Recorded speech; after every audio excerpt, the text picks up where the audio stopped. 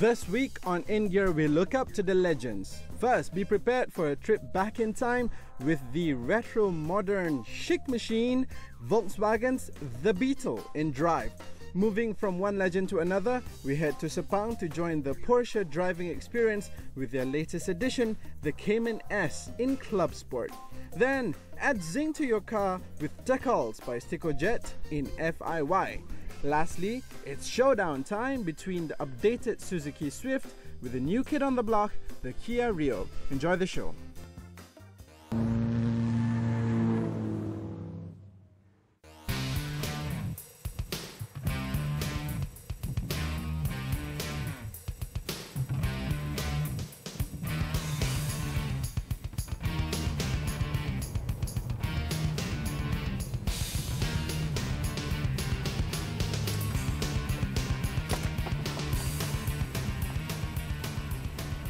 Hey guys, welcome to yet another segment of Drive. Now this here is the all-new new Volkswagen Beetle. In Malaysia, it comes in two variants, the 1.2 litre version and this hot version, the 2 litre version.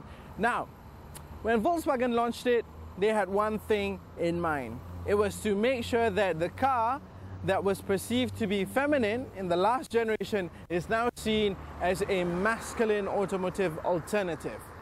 Now what did they do? They turned the curves into muscles. So what we're going to find out here today is if this car is indeed a car for the macho man, and see if it's got, you know, stuff going on under the bonnet that's going to make guys go ooh. Let's go check it out.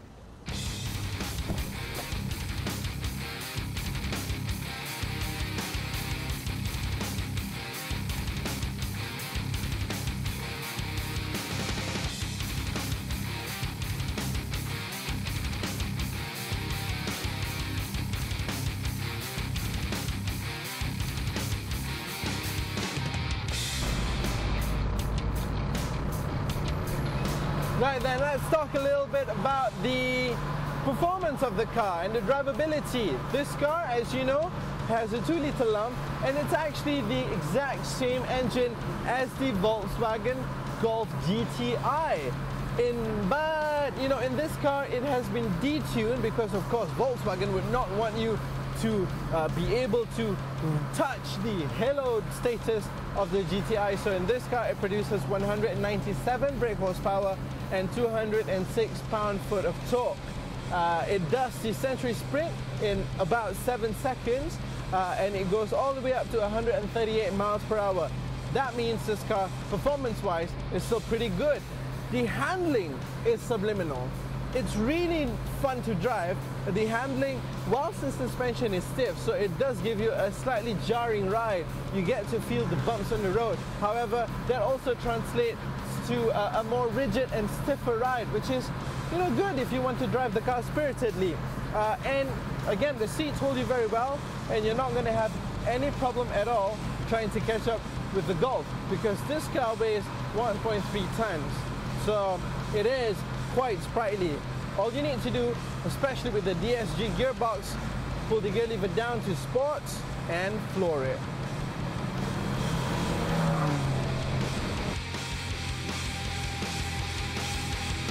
Okay, so what's so bad about this car being labeled as feminine before? Well, nothing wrong with it really. The only thing is that by doing so, Volkswagen has inadvertently excluded a large chunk of the market, i.e. macho man. They don't want to be caught dead seen in a Volkswagen Beetle previously. So they're trying to address that with this new car. Now, here we are talking about the inside of the car, and in the effort of being more masculine, more manly, you will notice one thing first and foremost when you step into the car. In the previous car, in the old car, you would find a tiny little test tube like flower stalk holder here right next to the steering wheel for your choice of gerbras, pansies, carnations, roses, whatever flower that tickles your fancy. And that was placed right here, and it was thought as a very cute thing for the old Beetle. Now for the new Beetle, none of that here. That seems to be one of the better decisions made by Volkswagen in making this car appealing to Joe, Bill and John. Now the other thing that Volkswagen has done to make this car even more appealing is that the styling for the interior has been designed in such a way that it harks back to the good old days of the old Beetle. Now this is where you will see this in full force. This glove compartment over here with the latch type opening, come on, you can't get any more retro than that, and it's just really pretty. Looking on this plastic black plastic insert interior here, it just looks very smart. Now in this 2-liter version, yes, you do get black all around, black inserts here, the black inserts around the round horn button on the steering wheel, whilst still flat bottom. It reminds you of the good old days once again, apart from the fact that it looks really pretty and it feels really good to hold. The surrounding areas are all in black lacquer. However, if you bought the 1.2-liter version, which is the cheaper version, you will actually get body color on these panels. So if you bought a white car, that would be white. If it's red, then red it'll be. It looks really cool, and that seems to be one of the things that has made people give the Beetle a serious consideration. It looks fun on the outside, and on the inside it looks very well designed. The seats are wonderful. The quality of the leather and the way it feels is brilliant, and it hugs you quite well. They do look like buckets because they've got bolsters on the side and also on the side here, which is good for driving. On the rear bench, you actually get they're not actually benches. You actually get 2 individual bucket-like seats at the back as well. So that means only space for 4 adults.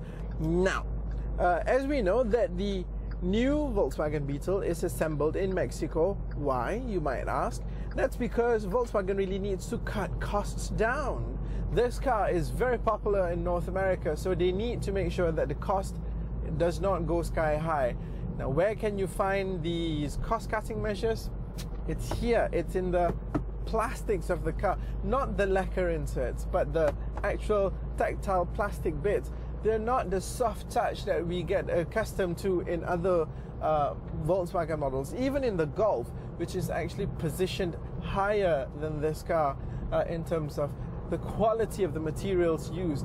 The steering wheel feels alright, the leather on the seats feel alright, but the plastics, it sounds scratchy and it's not soft touch. It's actually quite hard wearing. However, the fact that these inserts are here does take the visual cues away from it takes your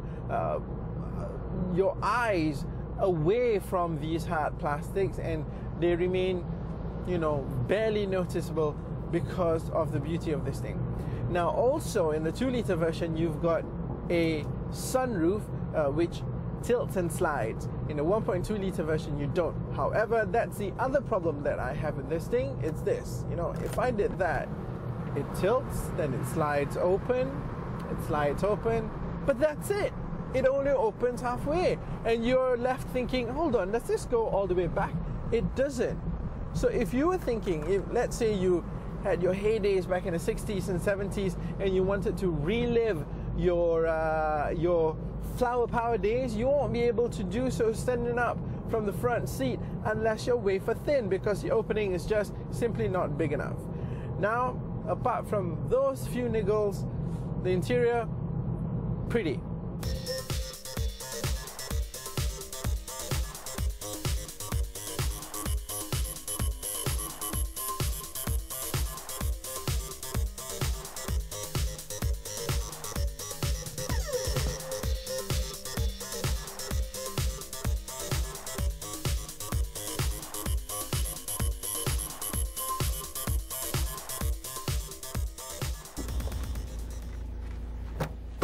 Okay, first of all, let's just address the obvious lah. You buy this car, so you will get noticed.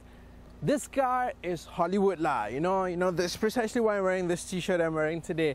You will get noticed if you chose any of the bright colors that it comes in, or even in classy black. That is without a doubt.